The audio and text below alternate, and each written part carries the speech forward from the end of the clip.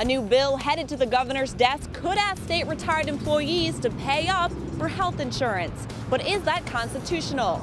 I'm ABC News Channel 20's Kimberly Howard. I'll have that story coming up. You're capable of far more than you ever dreamed you could do. Advice for graduates on how to succeed in the real world from those who've gone before. Their message on the way. Plus, our campaign to curb the trend of texting and driving continues with the No Text Zone campaign, making a stop at Lutheran High School. First News at 5 starts now.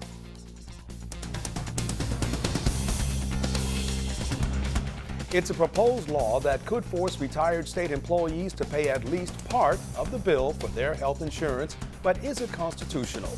Good evening, everyone. I'm Jerry Lambert. And I'm Marianne Manco. Well, the bill has already passed in the House and in the Senate, and now it awaits Governor Quinn's stamp of approval. ABC News Channel 20's Kimberly Howard joins us live from outside the Capitol tonight. Kimberly, not everyone is in favor of this. That's right, guys. In fact, most lawmakers in both chambers voted no, but that didn't stop the bill from making it to Governor Quinn's desk. That also didn't stop questions about whether the law is legal.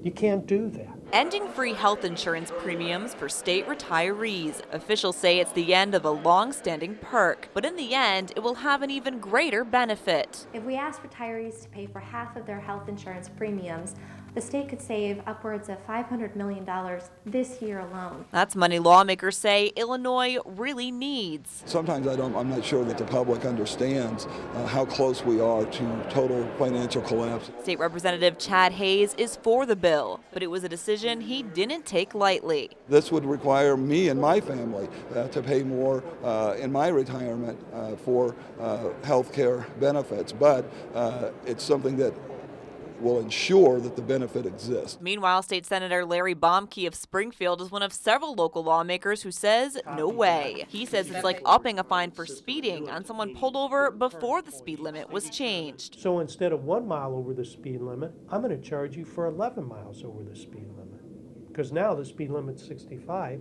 not 75 when you got the ticket.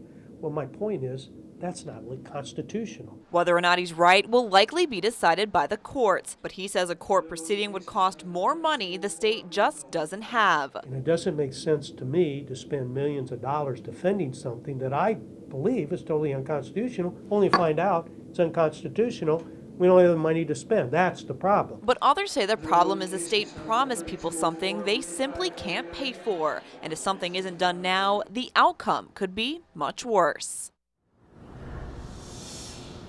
The governor released a statement saying he's pleased with the decision the House and Senate made. He says it will ensure retirees have quality health insurance while lowering the cost for taxpayers. Live outside the Capitol, Kimberly Howard, ABC News Channel 20. Lawmakers say a sliding scale would determine the size of the premium paid by state retirees. So people making less money when they retired would not have to pay as much for health insurance as someone making more. Now, if the governor signs the bill, it will become law July 1st.